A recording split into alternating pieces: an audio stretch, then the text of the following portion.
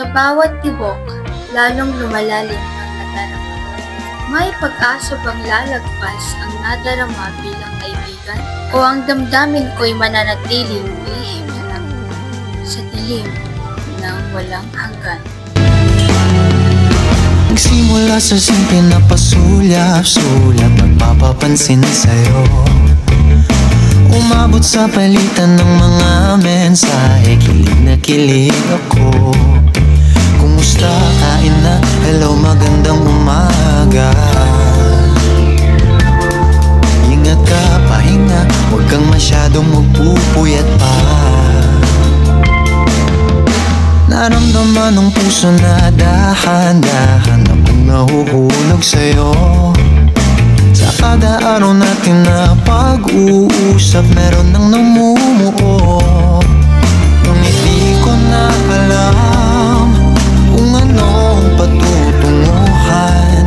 Ang hiling ko lang naman na itong naramdaman.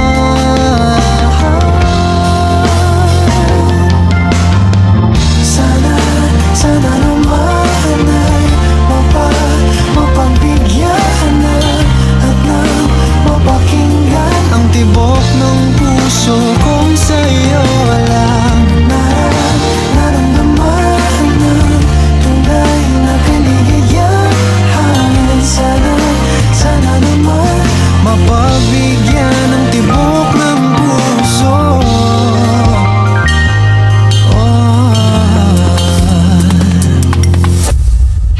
Ngunit biglang katahimikan, wala namang matandaan na nasabi baka sakaling ika'y aking nasaktan.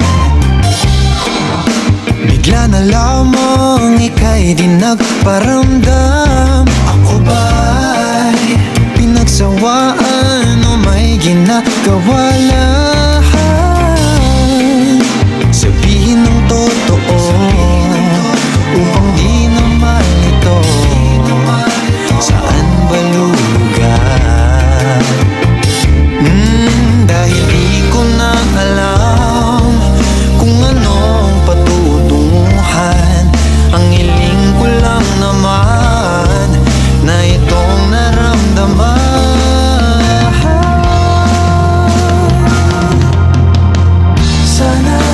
Sana naman ay mapagbigyan na at nang mapakinggan ang tibok ng puso kong sa'yo lang naramdaman na tunay na kaligayahan. Sana naman mapagbigyan ng tibok ng puso.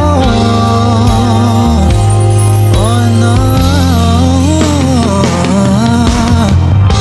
sana'y wag nang patagalin, aminin na rin nilalaman ng damdamin. Sana'y sabihin mo sa'kin kung meron mang pagtingin. Sana'y ikaw rin.